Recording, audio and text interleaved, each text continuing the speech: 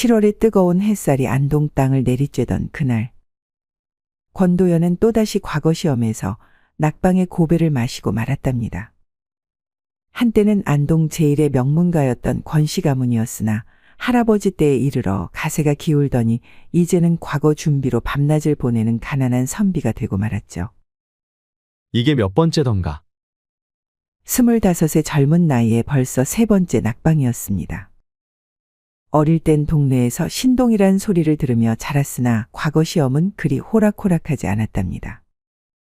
권도연은 쓰린 마음을 달래려 주막을 찾았답니다.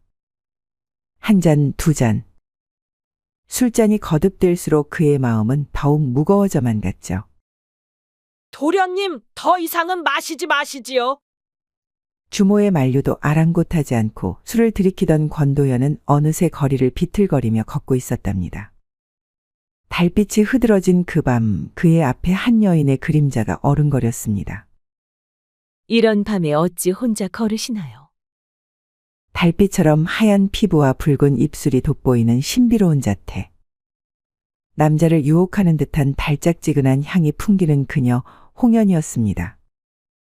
권도연은 그녀를 몰랐지만 홍판서댁 막내딸인 그녀는 오래전부터 그를 흠모해오고 있던 차였습니다. 취기 어린 눈으로 바라보니 그녀의 모습이 달빛에 일렁이는 선녀처럼 아름답게 보였습니다. 도련님, 이리 오시지요.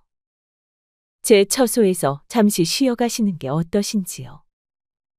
홍연의 간드러진 목소리에 이끌려 그녀의 처소로 발걸음을 옮기게 되었답니다. 야심한 밤이라 뒷문을 통해 조용히 그녀의 방 안에 들어서자 은은한 향이 그의 취기 어린 정신을 더욱 아찔하게 만들었답니다. 도련님, 너무 취하신 듯하니 오늘 밤만은 아무 걱정 마시고 주무세요. 권도연의 손은 몽롱한 상태에서 무심코 그녀의 허벅지를 스쳐 지나갔답니다. 가녀린 치맛자락이 부드럽게 흔들리며 은은한 바람이 일었죠. 그 바람에 실려 달콤한 분냄새가 술에 취한 권도연의 코 속으로 스며들었답니다. 부드럽고 향긋한 향이 코끝을 스치자 권도연은 자신도 모르게 깊게 숨을 들이마셨죠. 순간 취한 상태에서도 본능적으로 자신의 아랫도리가 단단해지는 게 아니겠어요. 술에 취한 눈을 들자 마주한 것은 새초롬하게 앙담은 그녀의 입술이었답니다. 그녀의 선명한 곡선을 따라 촉촉한 윤기가 감도는 그 입술이 눈앞에서 유혹하듯 살짝 벌어졌답니다. 권도연의 시선이 본능적으로 그녀의 입술에 사로잡혔죠. 권도연은 생각했습니다. 입술을 가져가 닿으면 과연 어떤 맛이 날까? 달콤할까? 그녀의 입술을 맛보기 위해 자신의 고개를 그녀 쪽으로 가져간 순간 그녀의 입술이 점점 멀어지며 권도연은 그만 쓰러져 버렸답니다. 홍연의 속삭임이 귓가에 맴돌았으나 과한 술기운에 눈앞이 어질어질한 것이 정신을 차릴 수가 없었답니다. 결국 권도연은 그대로 골아떨어지고 말았죠. 다음 날 새벽 낯선 방에서 눈을 뜬 권도연은 당황하지 않을 수 없었답니다. 곁에는 처음 보는 여인이 아무것도 걸치지 않고 누워있는 게 아니겠어요. 게다가 방 안에서 풍기는 달짝지근한 향이 나는 게 어젯밤의 기억을 어렴풋이 일깨웠죠. 아이고. 이를 어쩌면 좋단 말인가? 권도연은 허겁지겁 옷을 입고서는 방을 나와 정신없이 뛰어갔답니다. 방을 나서는 그를 눈을 반쯤 뜨고 몰래 보던 홍연은 은근한 미소를 지우고 있었답니다. 그날 이후 홍연의 유혹은 더욱 대담해져만 갔답니다. 봄바람처럼 살랑이는 미소로 권도연의 마음을 흔들어 놓곤 했죠. 특히 달빛 아래 정원에서 마주치는 날이면 그녀의 하얀 속살이 은근히 비치는 홍색 속저고리가 권도연의 마음을 어지럽게 만들었답니다. 도련님, 제가 보내는 편지는 읽어보시나요? 매일 밤 사람을 시켜 보내오는 편지에는 그녀의 은근한 마음이 담겨 있었죠. 때로는 시로, 때로는 그림으로. 홍연은 자신의 마음을 노골적이고 적극적으로 표현하였답니다. 하루는 이런 편지가 온 게 아니겠어요. 밤이 깊어 달빛 아래 그대 모습 그리워라. 꿈에서라도 찾아오면 보내지 않으리. 권도연은 편지를 읽을 때마다 가슴이 뛰었답니다. 그녀의 매혹적인 모습이 자꾸만 떠올랐죠. 하지만 그때마다 스스로를 다잡았답니다. 이리해서는 안 되지. 난 먼저 과거의 급제의 가문을 일으켜야 하는 것을. 그러던 어느 날 홍판서가 권도연을 불렀답니다. 이보게, 자네의 재능을 내가 잘 알고 있네. 내 딸이 자네를 그리 좋아하니 만약에 자네가 내 딸과 혼인하면 과거 공부에 전념할 수 있도록 모든 걸 지원해 주겠네. 이제야는 권도연에게 큰 유혹이 아닐 수가 없었죠. 가문의 부흥을 이룰 수 있는 기회였으니까요. 하지만 그의 마음 한켠에서는 이상한 불편함이 자리 잡고 있었답니다. 그러는 사이 안동마을에는 둘의 소문이 파다하게 퍼져갔답니다. 들었소. 홍판서댁 따님이 권도령을 마음에 두었다지 않소? 아이고, 그 홍판서댁 사위가 되면 복에 겨운 일이지요. 날이 갈수록 소문은 더욱 무성해졌고 권도연의 가족들도 은근히 기대를 걸기 시작했답니다. 두연아, 홍판서댁 낭자가 너를 각별히 생각한다는구나. 너는 어떻게 생각하느냐?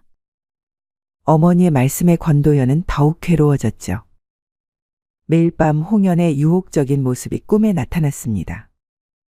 하지만 그때마다 그는 창밖의 달을 바라보며 마음을 다잡았죠. 어느 저녁 홍연이 담장 너머로 그를 불렀답니다. 도련님, 잠시 저와 이야기를 나누시지 않겠어요? 달빛 아래 그녀의 모습은 한 폭의 그림 같았죠. 은은히 비치는 속저고리 사이로 하얀 목선이 드러나고 검은 머리칼은 달빛에 반짝였답니다.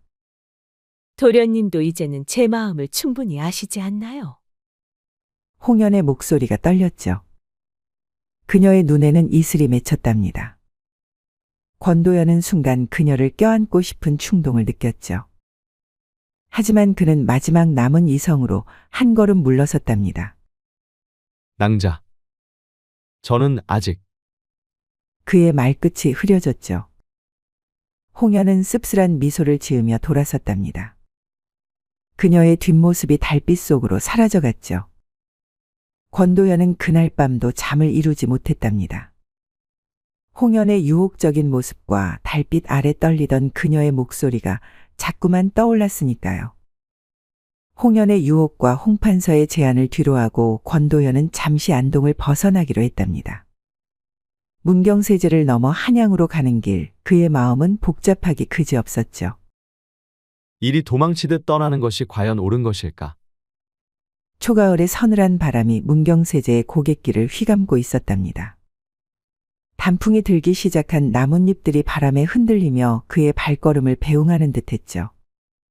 한나절을 걸어 고개를 넘은 권도연은 남한강 나루터 근처의 주막에 들르게 되었답니다.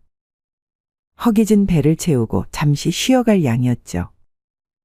주막 안은 이미 몇몇 나그네들로 북적이고 있었답니다. 모두들 고단한 여정에 지친 얼굴이었죠. 권도연은 구석자리에 앉아 홀로 술잔을 기울였답니다. 그때였습니다. 밖에서 왁자지껄한 소리가 들려왔죠. 사냥꾼 대여섯 명이 큰 대나무로 만든 우리를 메고 들어왔답니다. 우리 안에는 하얀 털을 가진 아름다운 여우가 있었는데 특이하게도 빛나는 흰 꼬리를 지니고 있었고 등에는 화살이 깊게 박혀 있었죠. 이보게, 우리가 어떻게 이 백미호를 잡았는지 들어보겠나? 사냥꾼들은 술잔을 기울이며 자랑을 늘어놓기 시작했답니다. 3일 밤을 쫓아다녔지. 저 오대산 깊은 계곡에서 마침내 잡아냈다니까. 소문에는 천년 묵은 여우라 값을 꽤 받을 수 있을 거라는구만. 권도현은 우리 속 키녀우를 바라보았습니다. 달빛이 우리를 비추자 백미호의 눈동자가 붉게 빛났죠. 그런데 이상하게도 그 눈빛에서 비통함이 느껴졌답니다. 백미호는 권도현을 바라보며 애처로운 눈빛을 보냈고 그 순간 알 수 없는 은은한 향기가 주막 안을 감싸는 것 같았답니다. 살려주시면 그대의 인연을 찾아드리겠습니다. 마치 여우의 목소리가 권도현의 마음속에 울리는 것 같았답니다. 이 여우를 내게 파시오. 권도현이 갑자기 일어서며 말했죠. 호호, 이 녀석이 얼마나 귀한 줄 아시오? 약방에 내다 팔기만 해도 좋기 열량은 받을 수 있다니까. 권도연은 자신의 전 재산인 5냥이 든 주머니를 만져보았습니다. 턱없이 부족한 액수였죠. 이보시오. 내 전재산인 5냥과 함께 이 벼루를 내어주겠소.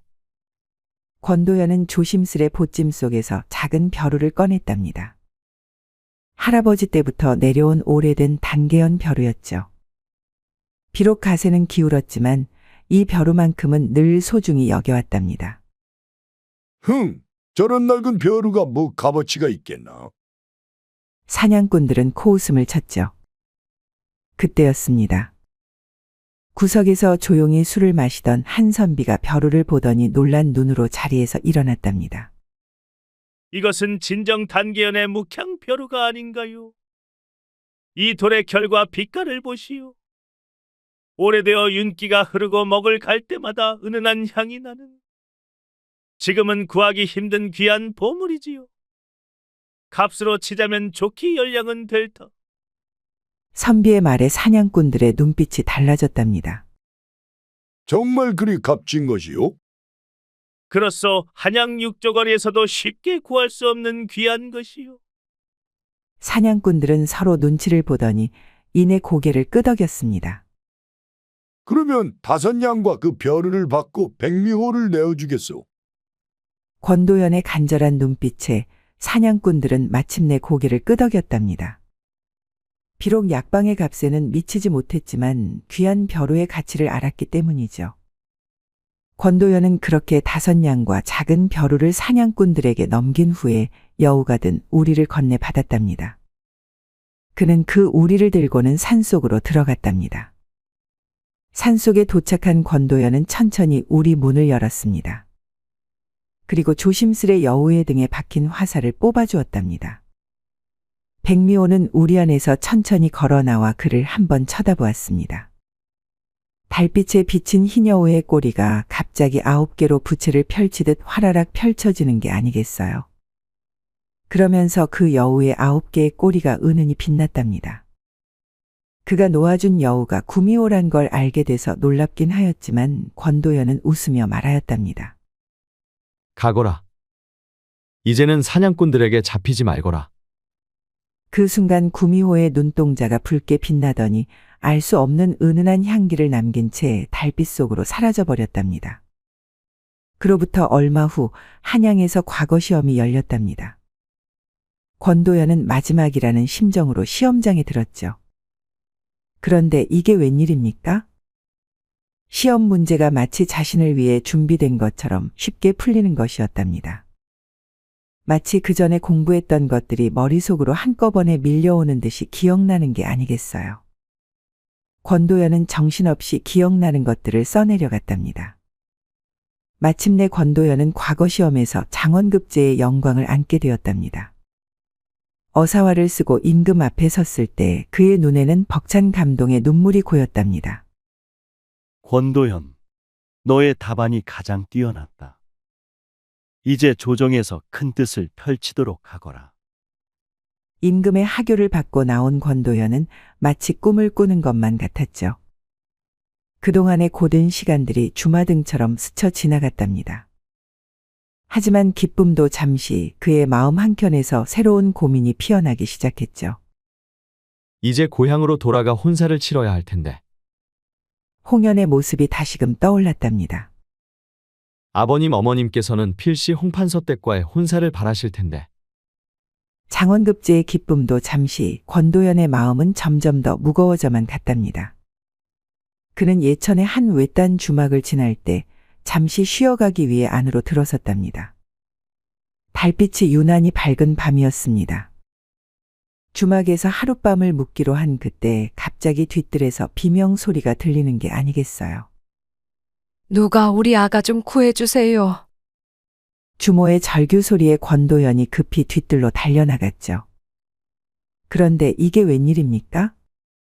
달빛 아래 커다란 여우 한 마리가 3살쯤 되어 보이는 여자아이를 물고 달아나는 것이 아니겠어요. 저 여우를 좀 어찌 해주시오. 내 아기를 물고 갔소. 권도연은 지체 없이 여우를 쫓아갔답니다. 여우는 산자락으로 향했고 이상하게도 달빛은 그들의 길을 비춰주는 듯했답니다. 한참을 쫓아가다 보니 산속 입구에 이르렀는데 그곳에서 여우가 권도연을 기다리고 있는 듯이 지켜보고 있는 게 아니겠어요. 여우의 눈동자가 달빛에 붉게 빛났죠.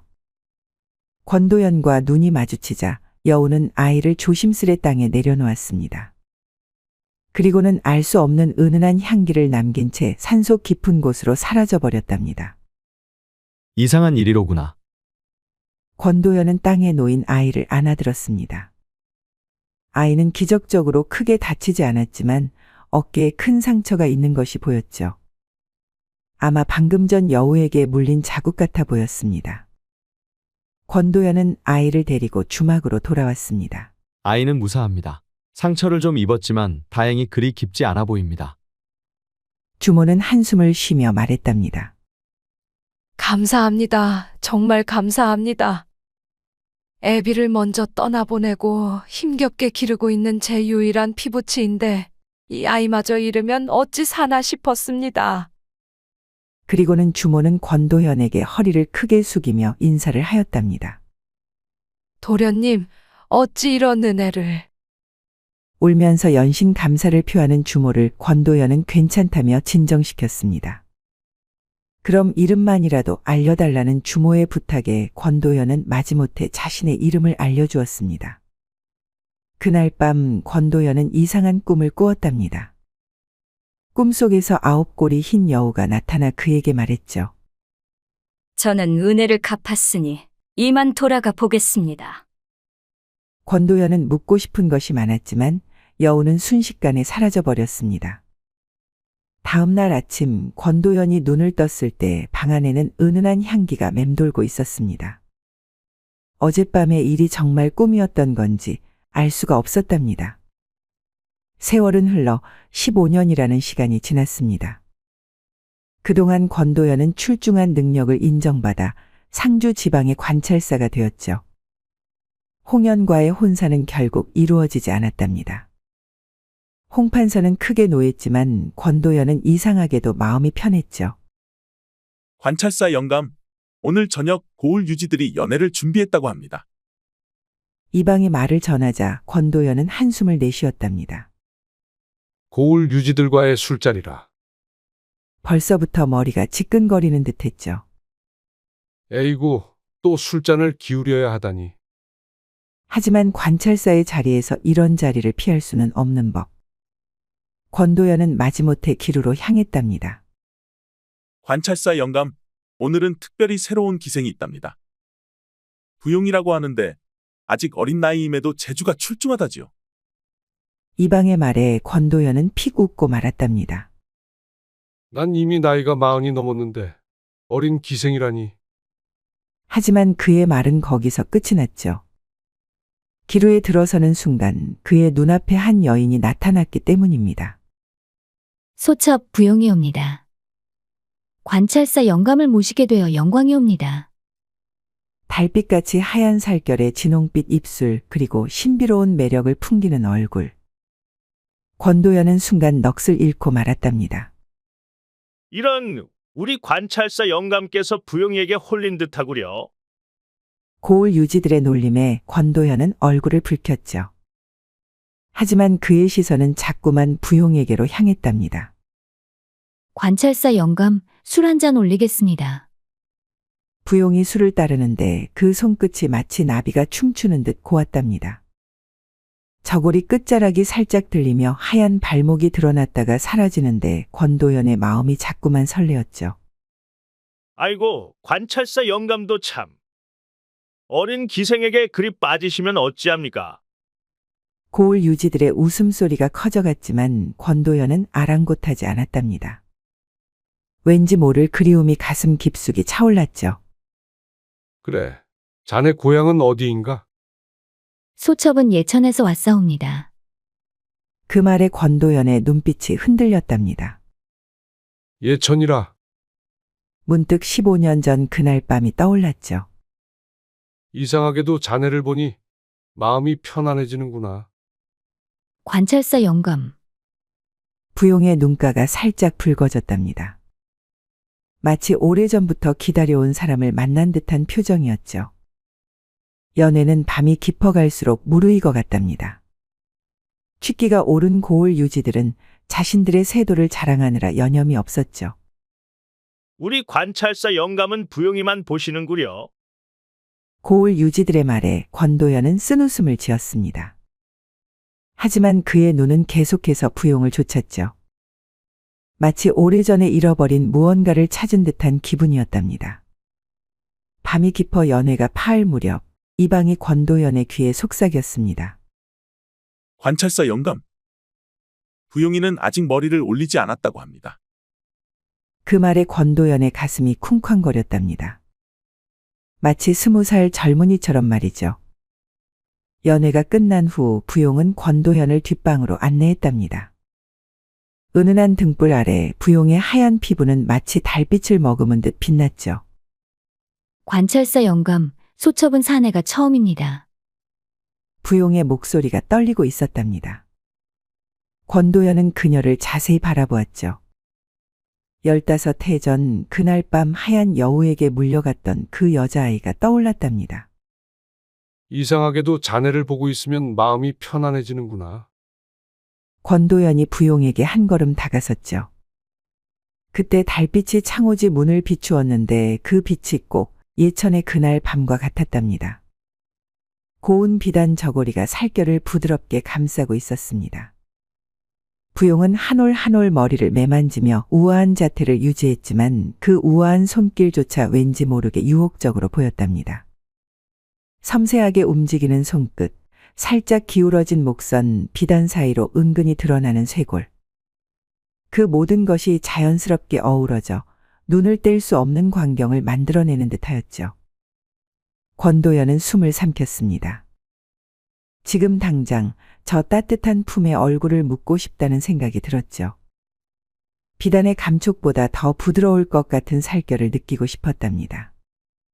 관찰사 영감. 소첩은 관찰사 영감의 품에 안길 자격이 없사옵니다. 부용의 눈에서 굵은 눈물이 흘러내렸죠. 권도연은 그녀의 눈물을 닦아주려 손을 뻗었답니다. 그때였습니다. 부용이 황급히 몸을 물리더니 저고리 옷깃을 여미었죠. 하지만 그 순간 달빛이 그녀의 어깨에 선명한 이빨 자국 흉터를 비추고 말았습니다. 그 상처는? 권도연의 눈이 크게 떠졌죠. 부용은 흐느끼며 고개를 숙였습니다. 15해 전 소첩이 어렸을 때 여우에게 물려 생긴 상처이옵니다. 그 말에 권도연의 얼굴이 하얗게 질렸답니다. 마치 천둥이 내리친 것처럼 온몸이 굳어버렸죠. 그날 밤 예천의 주막에서 그녀도 권도연을 바라보았죠. 방 안에는 깊은 정적이 흘렀습니다. 네가 혹시 권도연의 목소리가 떨렸답니다. 부용은 천천히 고개를 끄덕였죠. 소첩은 그날 밤 주막에 그 아이였사옵니다. 관찰사 영감의 얼굴은 어릴 적이라 기억나지 않지만 소첩의 목숨을 구해주신 권도연이라는 그 이름만은 평생 잊지 않고 있었사옵니다. 언젠가는 그 은혜를 꼭 갚고 싶었기에. 그 말에 권도연은 자리에 주저앉고 말았습니다. 15해 전 자신이 만났던 그 여자아이가 부용이었다니 이런 기이한 인연의 순간 당황하였답니다. 그런데 어쩌다 기생이 된 것이냐? 부용의 눈에서 다시 눈물이 흘러내렸습니다. 그날 밤 이후 어머니가 소첩을 잘 보살펴 주셨지만 여우에게 물려갔던 여자라 소문이 나서 아무도 저와 혼인하려 하지 않았지요. 결국 기루에 맡겨졌답니다. 하지만 소첩은 늘 권도령님의 이름을 가슴에 새기고 살았사옵니다. 달빛이 두 사람의 그림자를 길게 드리웠답니다. 권도연은 떨리는 손으로 부용의 어깨를 잡았죠. 그날 내가 더 신경을 썼어야 했는데 미안하구나.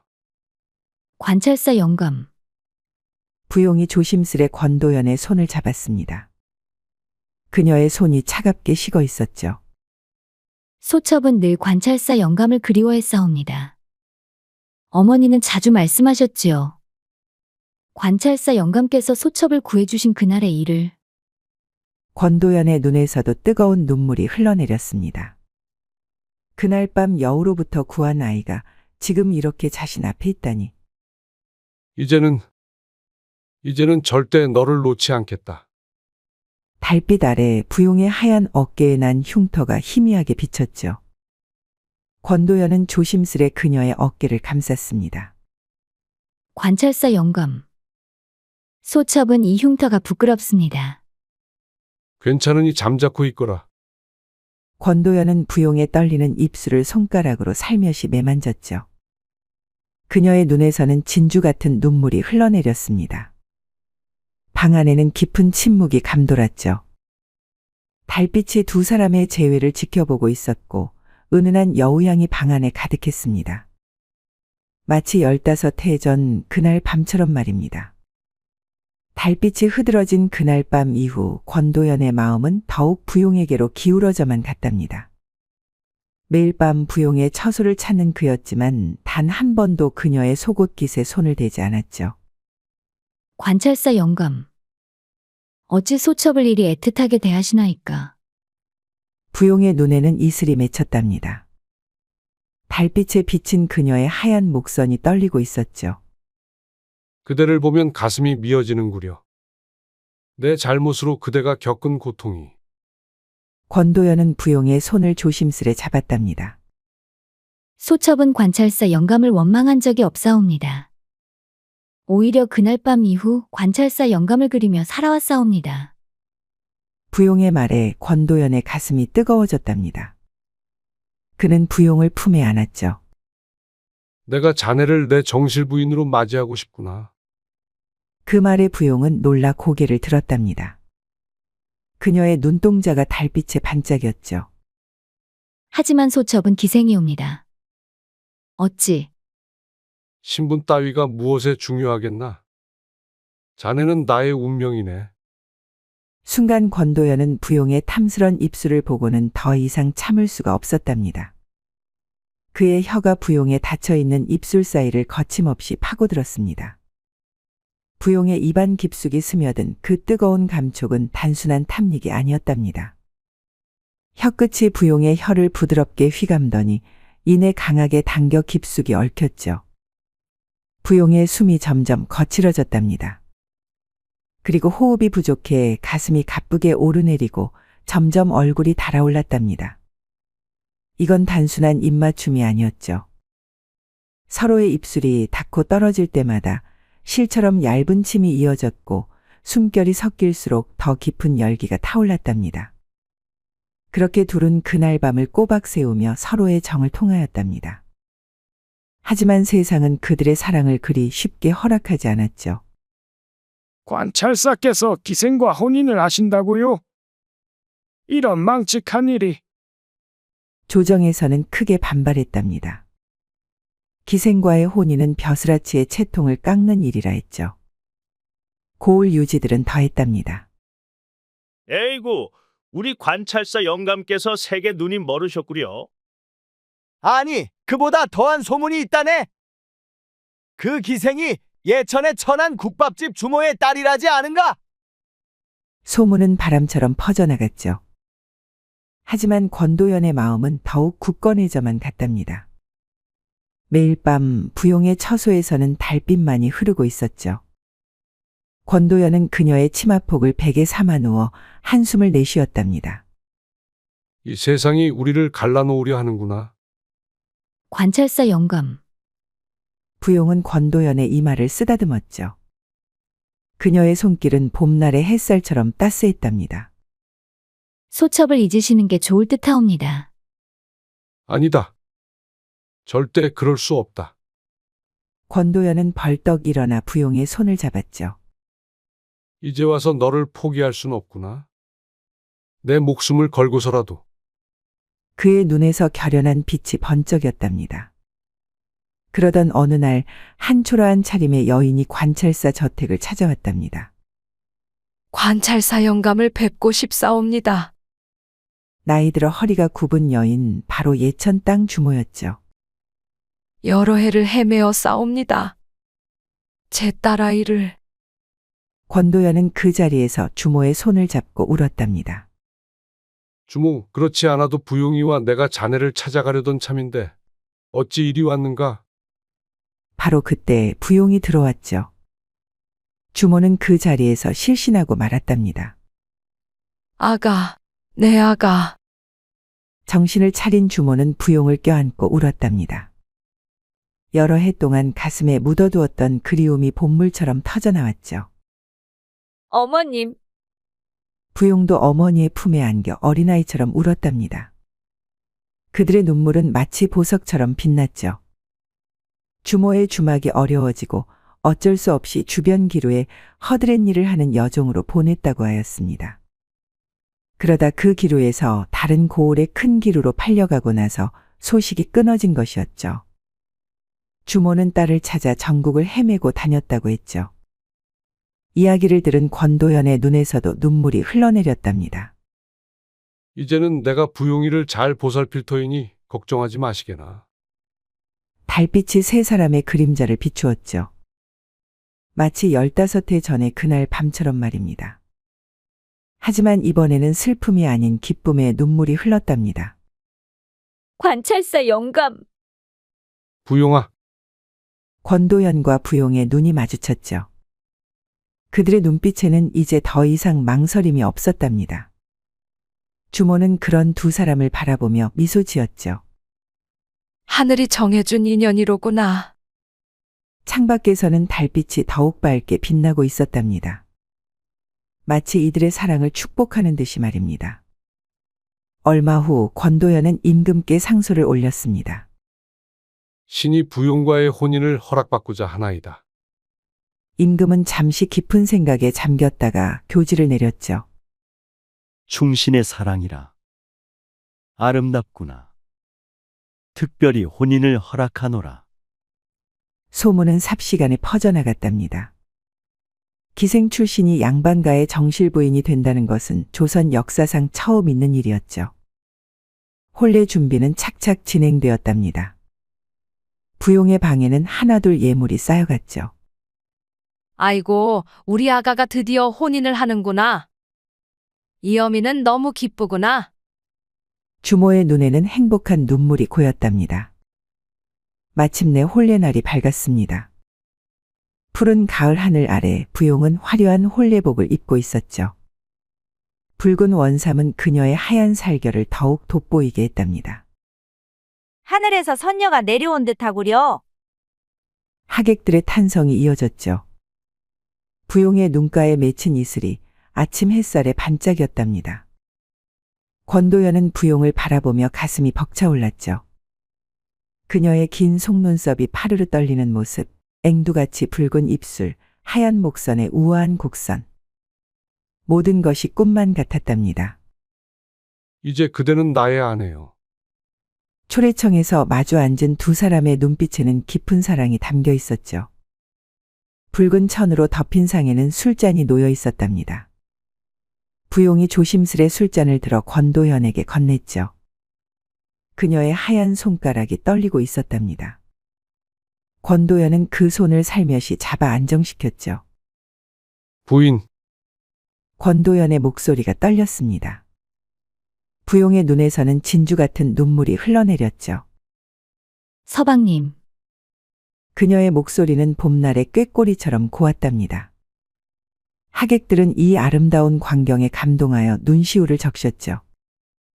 해가 저물고 초가 밝혀진 신방에서 권도연은 부용의 족두리를 조심스레 벗겨주었답니다. 그녀의 긴 머리칼이 비단처럼 흘러내렸죠. 이제야 진정 하나가 되었구려. 서방님. 소첩이 이리 행복해도 되는 것인지요? 부용의 눈에서 흐르는 눈물을 권도연은 입맞춤으로 닦아주었답니다. 그녀의 하얀 목선이 달빛에 반짝였죠. 두 사람의 그림자가 하나로 겹쳐졌답니다. 창밖에서는 달빛이 마치 이들의 사랑을 축복하는 듯 은은히 비치고 있었죠. 봄날의 아침이 밝아왔답니다. 권도연은 부용의 하얀 목선을 어루만지며 잠에서 깨어났죠. 여보, 이제 일어나셔야 하지 않으신지요? 부용의 속삭임이 그의 귓가에 울렸답니다. 하지만 권도연은 그저 미소를 지을 뿐이었죠. 아내의 체온이 너무나 따스했기 때문이랍니다. 오늘은 조금만 더. 권도연은 아내의 귓불을 살짝 물어주었습니다. 어머, 서방님. 이러시면 안 되옵니다. 부용의 귓가가 붉게 물들었답니다. 하지만 그녀의 손은 이미 권도연의 가슴을 어루만지고 있었죠. 주모는 이런 딸의 모습을 보며 행복해했답니다. 이제는 더 이상 국밥집을 하지 않고 관찰사의 저택에서 편히 지내게 되었죠. 우리 딸아이가 저리 행복해하니 이 늙은이는 더 바랄 것이 없구려. 그렇게 많은 시간이 지났답니다. 권도연의 가문은 날로 번창했죠. 첫째 아들은 어린 나이에 과거에 급제하여 이미 한성판윤의 자리에 올랐고 그 뒤로 태어난 두 아들과 세 딸들도 모두 훌륭하게 자랐답니다. 여보, 이리 큰 복을 받아도 되는 것인지요? 달빛 아래 부부는 서로를 바라보며 미소 지었습니다. 부용의 머리카락에도 어느덧 하얀 서리가 내렸지만 그녀의 눈빛만은 여전히 맑고 고왔죠. 그대가 있어 일이 행복한 것이오. 주모는 손주들에게 둘러싸여 매일 즐거운 나날을 보냈답니다. 더 이상 그녀를 천안 국밥집 주모라 부르는 이도 없었죠. 할머니, 또 그 옛날 얘기 해주세요. 그래, 아홉 꼬리 흰 여우 이야기 말이냐. 달빛 어린 밤 부부는 서로의 손을 맞잡았습니다. 두 사람은 나이와 신분의 차이가 있었지만 그 어떤 것도 두 사람에게 걸림돌이 되지 않았습니다. 두 사람은 마치 천년에 한 번 나올 법한 인연이었습니다. 권도연은 달빛을 바라보며 생각에 잠겼습니다.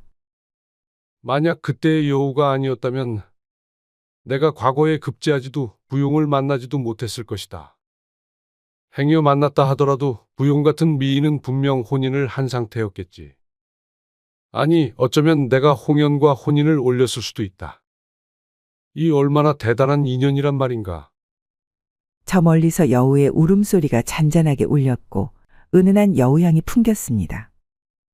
권도연과 부용은 정답게 손을 맞잡고 여우의 울음소리를 들으며 달빛을 바라보았습니다. 야다마 씨의 다음 이야기를 빠르게 시청하시려면 동그라미를 클릭하여 구독을 눌러주세요. 감사합니다.